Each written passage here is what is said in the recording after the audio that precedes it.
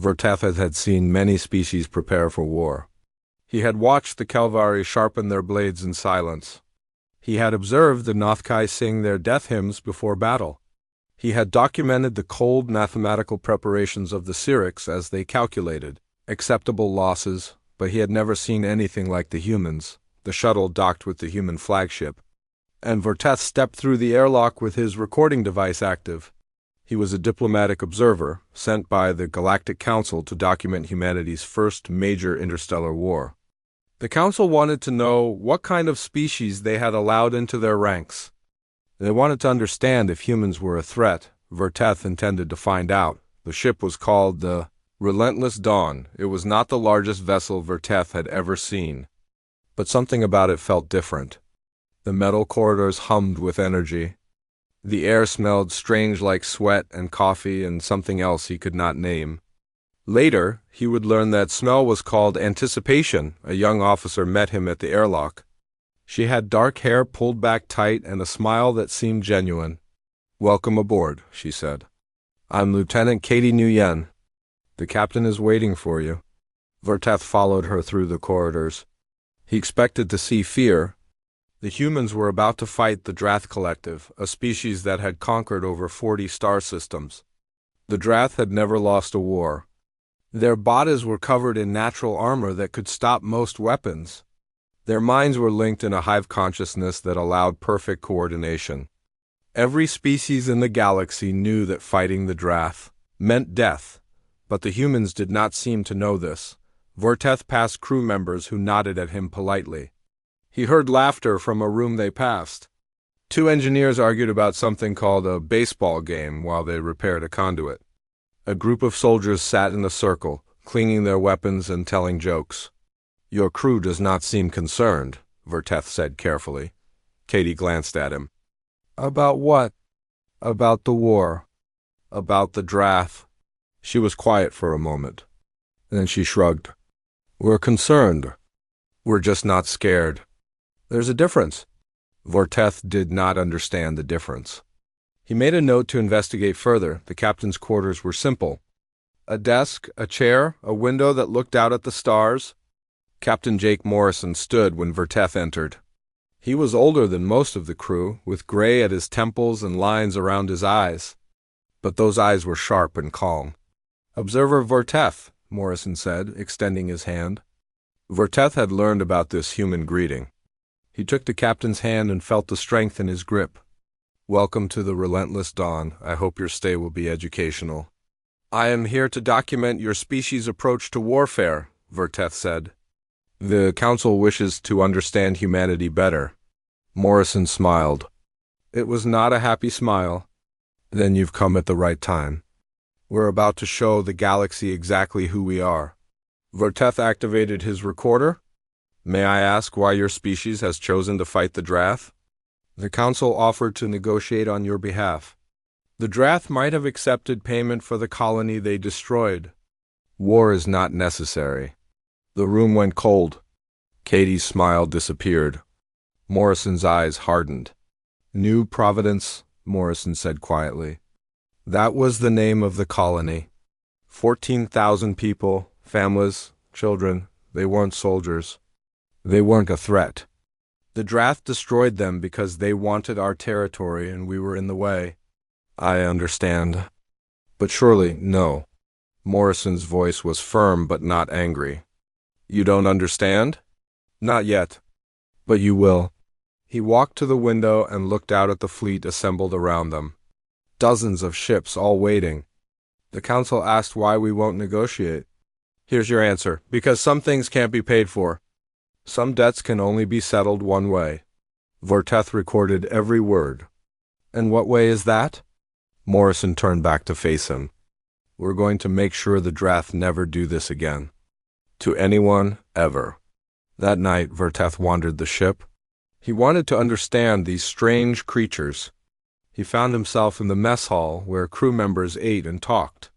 He sat in a corner and watched. A young man noticed him and walked over. He had a friendly face and carried 2 cups of something hot. "You look lost," the man said. "I'm Danny Vasquez, chief engineer. Want some coffee?" Verteth accepted the cup. The liquid was bitter and strange, but he drank it to be polite. I am trying to understand your species. Danny laughed and sat down across from him. Good luck with that. We don't even understand ourselves most of the time. You are going to war against a species that has never been defeated. Your technology is not superior. Your numbers are smaller. By every logical measure, you should lose. Yet your crew laughs and jokes as if they are going on a vacation? Danny's smile faded a little, but it didn't disappear. You want to know why we're not afraid? Yes, Danny leaned back in his chair. Because fear doesn't help. We've learned that. Thousands of years of wars and disasters and terrible things. We've learned that being afraid doesn't stop bad things from happening. It just makes you freeze up when you should be moving. He took a sip of his coffee. So we choose to keep moving. We joke because it reminds us we're alive. We laugh because tomorrow we might not be able to. Verteth considered this. But you know you might die. Sure, everyone dies eventually. The question is whether you die having done something that matters. Danny looked around the mess hall at his crewmates. Every person on this ship knows someone who was on New Providence. A friend, a cousin, a lover. We're not fighting because we want to. We're fighting because someone hurt our family. And humans don't let that go. Verteth wrote his first report that night. He chose his words carefully. I have arrived aboard the human flagship. Initial observations suggest a species that defies standard psychological models. They face certain death with humor and warmth. They speak of vengeance without hatred. They prepare for war as if preparing for a difficult job that simply needs to be done. I do not yet understand them. But I am beginning to suspect that the Council may have underestimated what humanity is capable of. More observations to follow. He looked out his small window at the stars. Somewhere out there, the Drath were waiting. They had destroyed worlds. They had crushed entire civilizations. They had no idea what was coming for them. The fleet traveled through space for 3 weeks before reaching Drath territory. Verteth used this time to study the humans. He read their history files. He interviewed crew members. He watched how they lived and worked and played. What he learned disturbed him. Deeply, he had assumed humans were like other species creatures who had evolved to survive, who fought when necessary but preferred peace. He was wrong. Humans were something else entirely.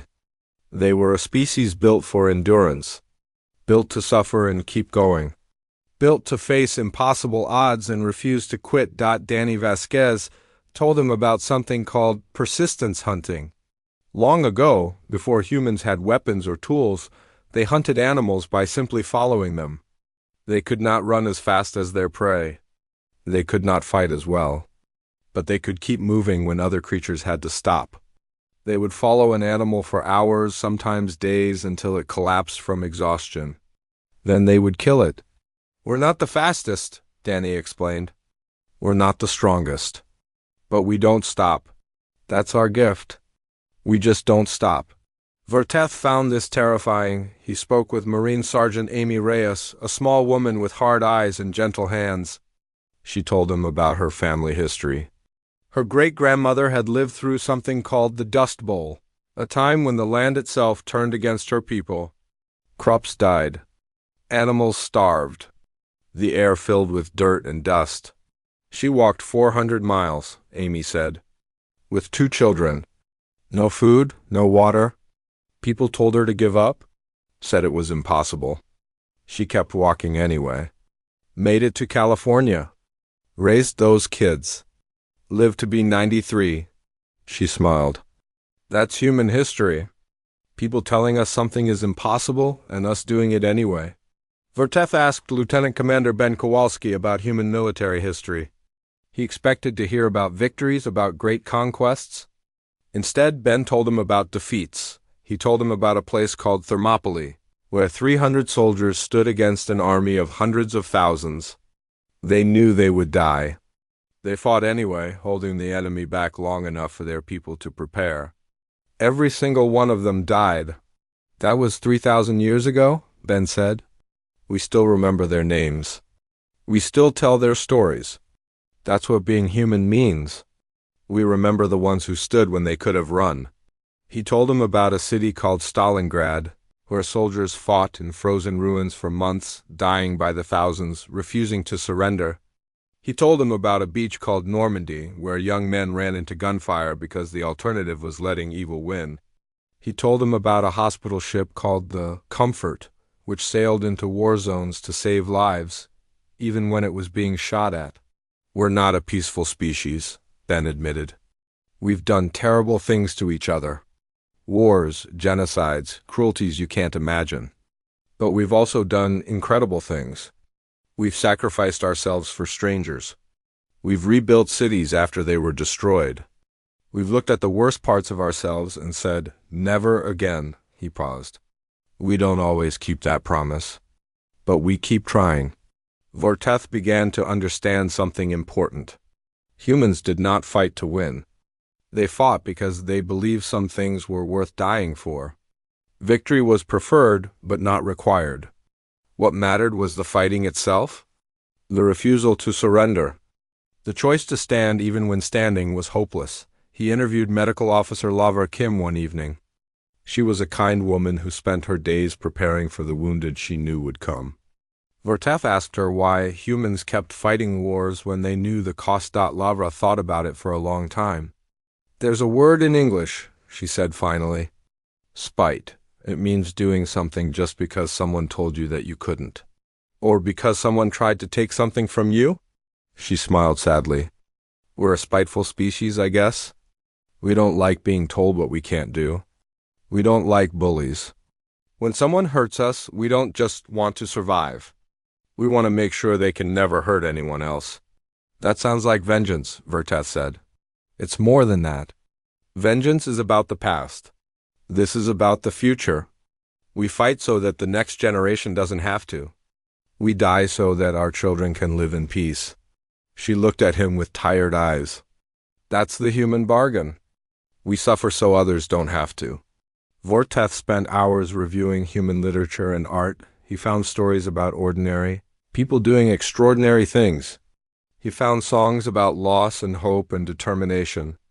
He found paintings of soldiers carrying wounded friends through fire and ash, but what struck him most were the small things.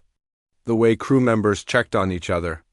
The way they shared food and stories and laughter. The way they said, "I've got your back," and meant it with their whole hearts. One night, he saw something that changed his understanding forever. A young ensign named Chris Delgado was sitting alone in an observation room looking at the stars. Vorteth approached him carefully. "May I join you?" he asked. Chris nodded. He was young, barely 20 years old by human counting. His eyes were wet. "My sister was on New Providence," Chris said quietly. "She was a teacher. Taught little kids how to read." He wiped his eyes. "She used to send me videos. The kids would wave at the camera and say hello to Uncle Chris." Vorteth did not know what to say. "I am sorry. When I heard what happened, I wanted to die. I wanted to give up." Chris looked at him. "But then I thought about what she would say. She'd say, 'Don't you dare. Don't you dare let them win.' So I joined the fleet. I trained. I prepared. And now I'm here. You fight for her memory. I fight for all of them. Every person on that colony. Every kid who never got to grow up." Chris's voice was steady now. "The Drath think they can scare us into submission. They don't understand. You can't scare people who have already lost everything. You can only make them angry." Vorteth updated his report that night. "I have studied human history and psychology extensively. My conclusion is troubling. Humans are not motivated by logic or self-interest like most species. They are motivated by bonds, connections to each other that transcend survival instincts. They will die for family. They will die for friends.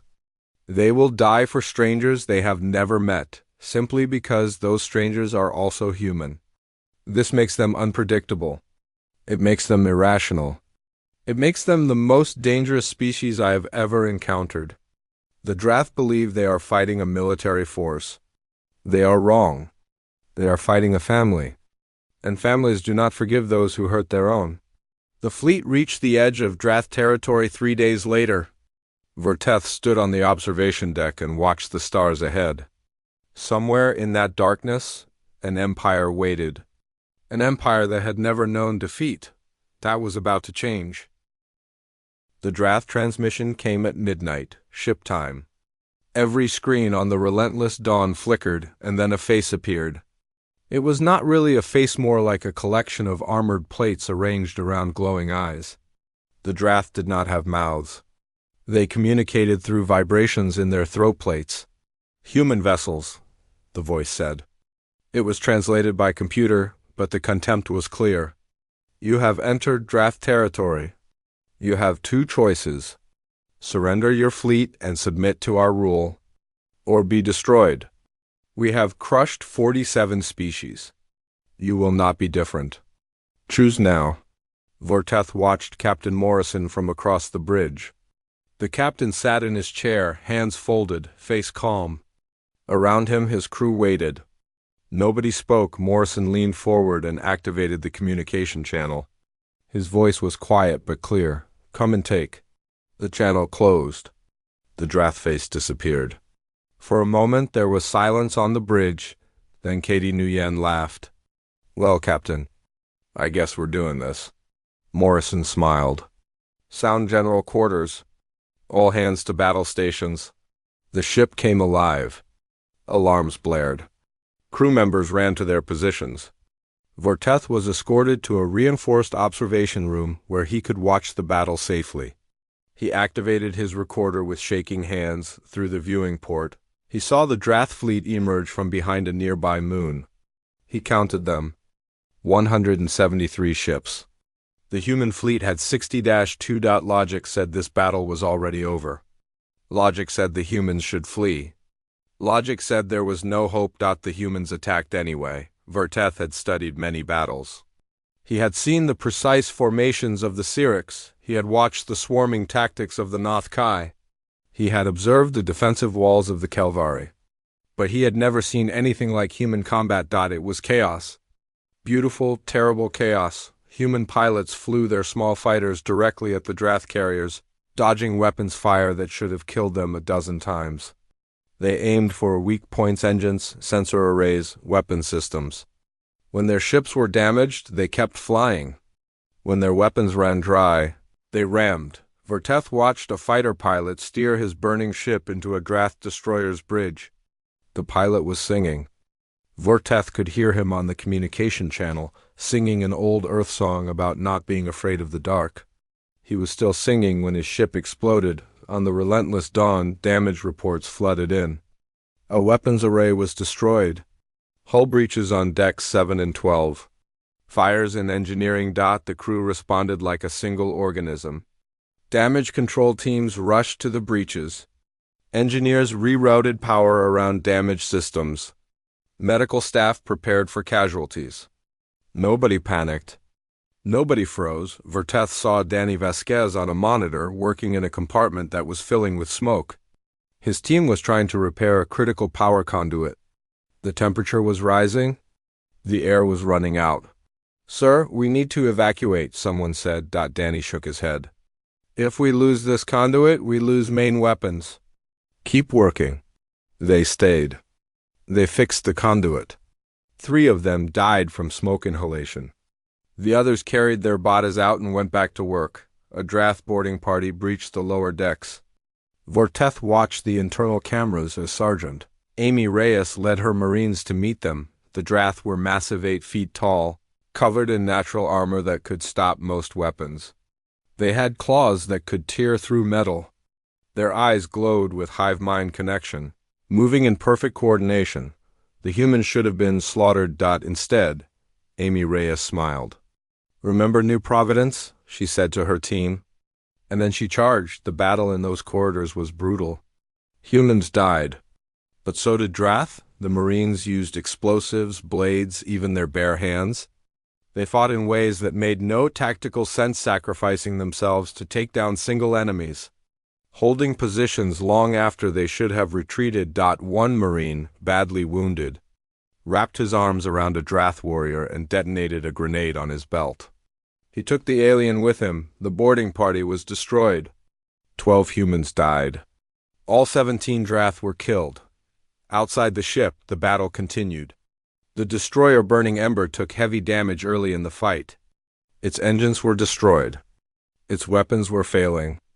By every measure, it was finished. Its captain, a woman named Rose Martinez, made a choice.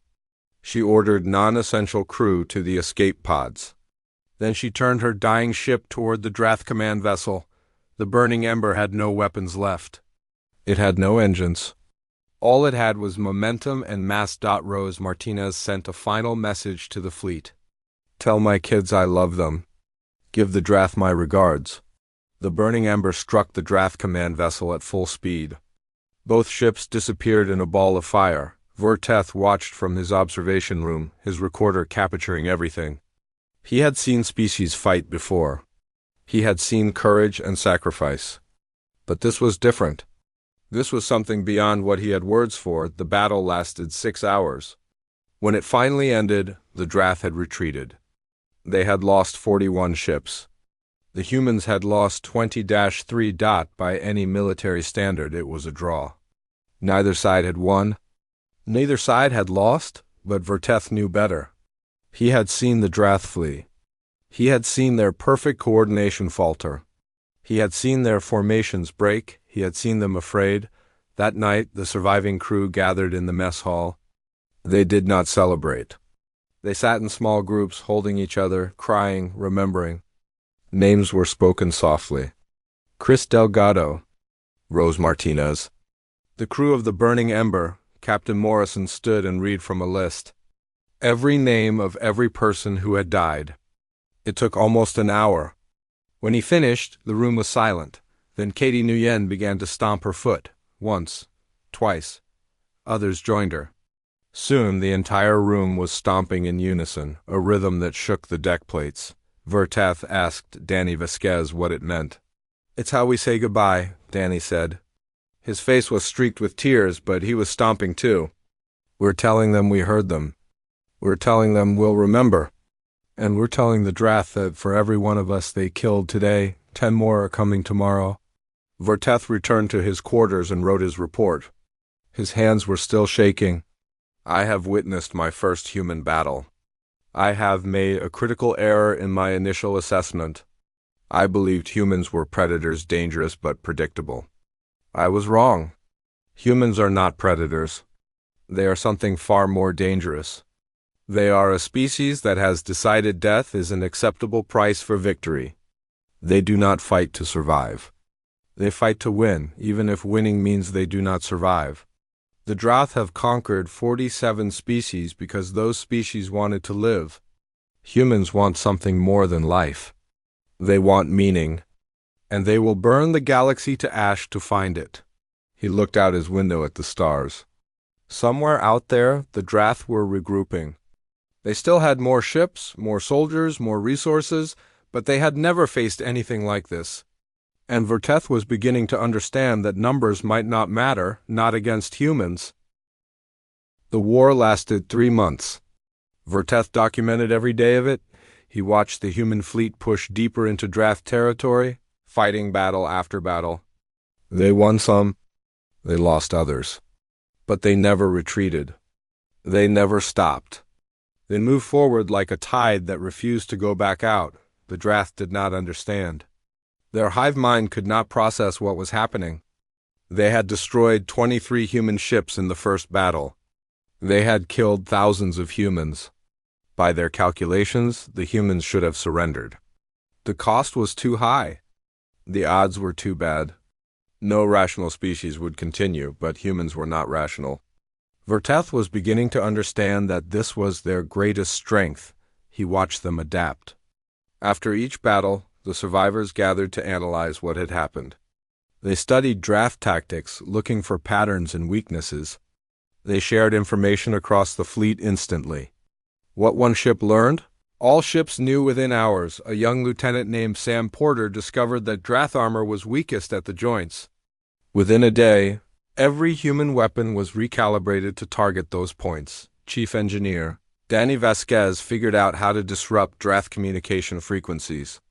Within a week, human ships could isolate individual draft vessels from their hive mind. Turning their greatest advantage into a weakness, Medical Officer Lavra Kim developed a treatment for the poison that draft claws delivered.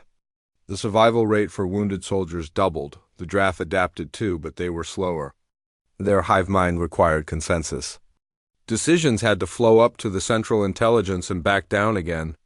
It was efficient for coordination, but terrible for innovation. Humans had no such limitation. Every soldier, every pilot, every engineer was capable of independent thought. They made decisions on the fly. They improvised. They invented new tactics in the middle of battles. Verteth interviewed Captain Morrison one evening after a particularly brutal fight. The captain looked tired. He had lost more friends that day. How do you keep going? Verteth asked. The losses are significant. Your crew is exhausted. Why not pull back and regroup? Morrison smiled sadly. Because if we stop, we give them time to recover. And if they recover, they'll come for more of our colonies. More children. More families. He shook his head. We rest when this is over. Not before. Verteth noticed something strange as the weeks passed. The humans were not becoming harder or colder. They were becoming closer. The losses that should have broken them were somehow making them stronger. They told stories about their dead. Not sad stories, funny ones. They remembered jokes their friends had told, embarrassing moments, small kindnesses. They kept their fallen comrades alive through memory. They named things after the dead. A repaired weapon system was called Martinez's Gift after the captain of the Burning Ember. A new attack formation was named, the Delgado Run, after young Chris, who had died 3 weeks into the campaign leading a rescue mission when Chris died. Verteth expected his friends to fall apart. Instead, they gathered in his quarters and packed his belongings carefully. They wrote letters to his family. They told each other about the time he had accidentally set his hair on fire during training and how he had laughed about it for weeks. He would have wanted us to laugh, Katie Nguyen said, wiping her eyes. He always said the only way to beat the darkness was to be louder than it. The humans sang songs. This confused Verteth at first. Why would a species at war waste energy on music? But he came to understand that the songs were not waste. They were fuel. They sang old songs from Earth, songs about battles and heroes and refusing to surrender. They sang new songs written on the ship, songs about New Providence and the Drath and what it meant to be human among the stars. One night, Verteth heard the entire crew singing together in the mess hall. The song was simple, with words that repeated over and over. We are still here. We are still here. We are still here. It was not a battle cry. It was a statement of fact. A declaration of existence. A message to the universe that no matter what happened, humans would endure. The Drath began to change as the war continued. Verteth intercepted their communications when he could. What he heard surprised him. They were confused.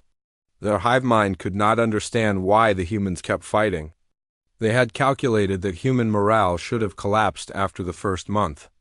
They had predicted surrender after the second. Now, in the third month, with thousands of human casualties, the fleet was still advancing. Worse, the Drath were experiencing something new. Individual members of the hive were asking questions. Why were they fighting? What was the purpose? Was victory worth the cost? These were not Drath questions. The hive mind did not question. It acted. But contact with humans was infecting them with doubt. Verteth documented this carefully. The humans were not just winning battles. They were winning minds. Their stubborn refusal to submit was breaking something fundamental in the Drath. Consciousness. Near the end of the third month, the fleet held a memorial service for all who had fallen. Verteth was invited to attend. He stood in the cargo bay with hundreds of humans. The names were, read thousands of them now. Each name was followed by a moment of silence. Each silence was followed by a single word spoken by the crowd together. Remembered. When the names were done, Captain Morrison spoke. We did not ask for this war. We did not want it. But when they came for our people, we had only one choice. To stand, to fight. to show the universe that humanity does not kneel. He looked around the room. Some of you will not see the end of this. I may not see the end of this, but our children will. Our grandchildren will. They will live in a galaxy where the Drath know the cost of attacking humanity. That is what we fight for. Not vengeance. Not glory. The future. The room erupted in cheering. Humans hugged each other, cried, laughed. They were exhausted and grieving and determined all at once. Verteth understood something then that he had been struggling to grasp. Humans did not fight despite their losses. They fought because of them. Every death gave meaning to the deaths before. Every sacrifice demanded that the survivors continue. They were bound together by grief and love and stubborn hope. He sent his report to the Galactic Council that night. The war enters its final phase. The Drath have superior numbers but deteriorating morale. The humans have heavy losses but unbreakable spirit. I have observed something remarkable. The more the humans lose, the harder they fight. This defies every psychological model we have developed for predicting species behavior in conflict. I believe the humans will win this war. Not because they are stronger, not because they are smarter, but because they have decided to win, and they will not change that decision regardless of cost. I am beginning to understand why the universe might one day dread this species. They do not know how to quit. And against an enemy like that, even the mightiest empire can fall. The fleet moved toward the Drath homeworld. The final battle was coming. Verteth did not know if he would survive to see it. But for the first time in his long career, he found himself hoping one side would win. He was rooting for the humans. The Drath homeworld hung in space like a dark jewel. It was massive, 3 times the size of Earth, covered in gray cities and factories that had produced war machines for 10,000 years. No enemy had ever reached it. No hostile ship had ever entered its orbit. Until now, Verteth stood on the bridge of the Relentless Dawn and watched the human fleet assemble for the final battle. What he saw made him believe in miracles. There were over 200 ships now. Not all of them were warships. He saw merchant freighters with weapons welded to their hulls, mining vessels converted into missile platforms, transport ships filled with volunteers, civilian craft that had no business being in a war zone. They had come anyway. Who were these people? Verteth asked Katie Nguyen. She smiled. Civilians. Families of the people who died at New Providence. Factory workers who wanted to help. Farmers who learned to fly. When word got out that we were making our final push, they came from every human colony. Thousands of them. They knew they would probably die. They came anyway. Verteth stared at the fleet. Old ships and new ones. Military vessels and civilian crafts. A ragged armada held together by nothing but determination and love. They have no training, he said. They have no military experience. No, Katie agreed. But they have something else. They have a reason to fight. And sometimes that's enough. Captain Morrison called the fleet to attention. His voice was broadcast to every ship, every crew member, every volunteer. This is it, he said simply. The moment we've been fighting for. The Drath are out there waiting. They have more ships than us. They have better weapons. They have their homeworld to defend. He paused. But we have something they don't. We have each other. We have the memory of everyone we've lost. And we have a promise to keep. He took a breath. I won't lie to you. Not everyone is coming home. Some of us will die today. Maybe most of us. But what we do here matters. If we win, the Drath will never threaten another human colony. If we lose, we will have shown the galaxy what humanity is made of. Either way, our children will tell stories about this day. Let's give them something worth telling. The fleet roared in response. Every ship, every channel, filled with cheering. The sound of it made Verteth's scales tingle. The Drath fleet emerged from behind their moon. Over 300 ships, their largest force ever assembled. Their hive mind sent one final message. You cannot win. Surrender and your deaths will be quick. Morrison's response was simple. No, the battle began. Verteth had thought he understood human warfare after 3 months of observation. He was wrong. What happened above the Drath homeworld was beyond anything he had seen before. Human ships broke formation immediately. Not from chaos, but from strategy. Small groups targeted specific enemies. Civilian vessels drew fire so military ships could strike. Damaged crafts continued fighting until they literally could not move. A transport ship filled with volunteers flew directly into the Drath defensive line. Its captain, a grandmother named Clara Santos, had lost 3 grandchildren on New Providence. Her ship was destroyed, but it took 4 Drath fighters with it. Her last words were, "For the little ones?" Fighter pilots flew suicide missions without being ordered to. They saw opportunities and took them, knowing they would not survive. A young woman named Lisa Park disabled 2 Drath destroyers by flying through their bridge sections. She was 22 years old, on the ground or what passed for ground in space combat boarding. Parties fought through Drath ships with impossible courage. Sergeant Amy Reyes led her Marines through 3 enemy vessels before finally falling. Her last act was throwing a grenade into a Drath command center. She was still smiling when she died. The battle lasted 14 hours. 14 hours of fire and death and sacrifice. Verteth recorded everything. Even when his hands shook so badly he could barely hold his device, Captain Morrison was wounded early in the fight. Shrapnel from a near miss cut through the bridge, killing 2 officers and hitting him in the chest. He refused to leave his post. He commanded the fleet for 11 more hours with a piece of metal in his lung, near the end. When victory was finally in sight, the Drath did something unprecedented. They surrendered, not a partial surrender, not a negotiated peace. Complete, unconditional surrender.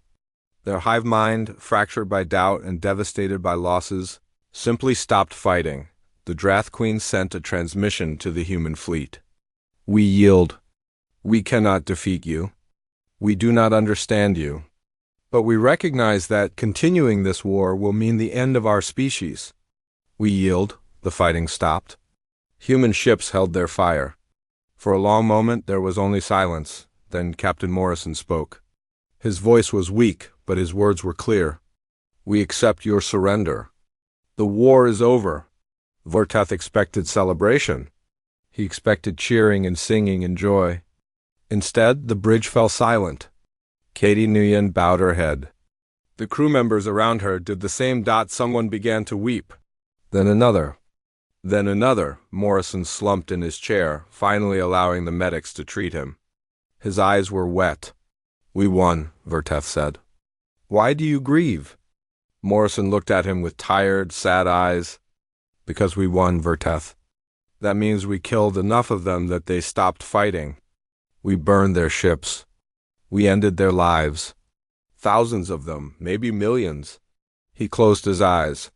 That's not something to celebrate. That's something to remember. Something to mourn.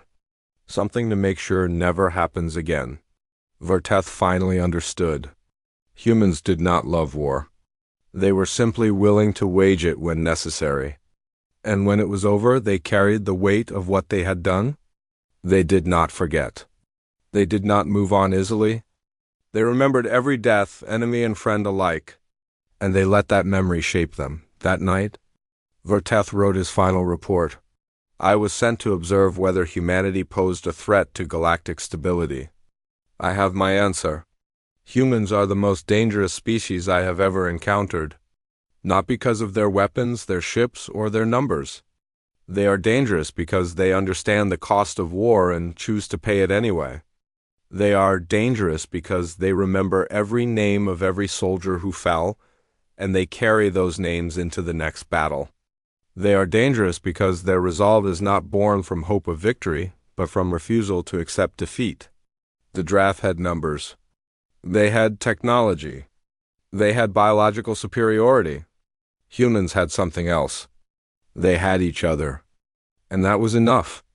I recommend the Council never give humanity a reason to march to war against us. Because I have seen them march. I have seen them fight. I have seen them mourn their dead and bury their friends and then stand up and keep going. I have seen them win a war that should have been impossible. And I finally understand why the universe dreads them. They are a species that cannot be broken. They are a species that will not surrender. They are a species that fights not for survival, but for meaning. And against that kind of enemy there is no defense. The Drath learned this truth too late. I pray the rest of the galaxy learns it before it is too late for us as well. End report. Vorteth looked out the window one last time. The battle was over. The dead were being counted.